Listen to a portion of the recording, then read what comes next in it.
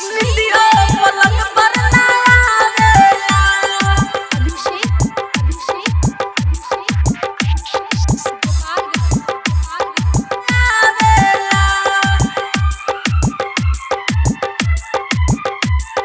निंदियो पलंग पर ना आवेला। रतिया में सैया के बिना निंदियो पलंग पर ना आवेला।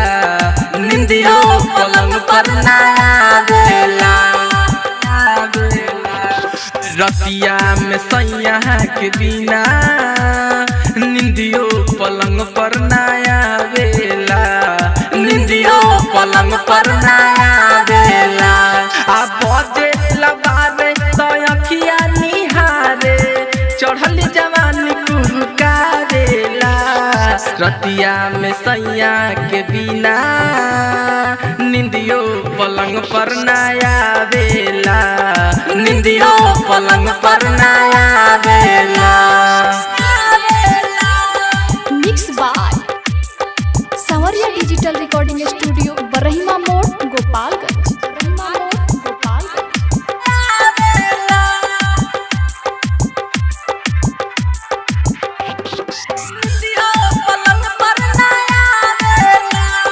तरसेला मनवा हो तड़पे खजनवा हो जब से गईले पिया हो पिया हो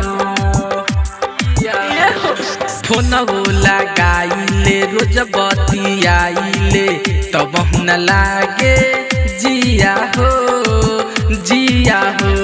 असुर हो सिंगारवा निक नहीं लागे दिलवा के कुछ ना भावेला।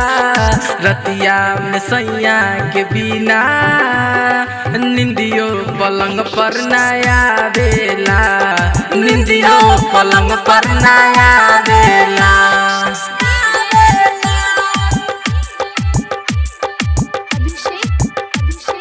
निंदियो पलंग पर ना आवेला।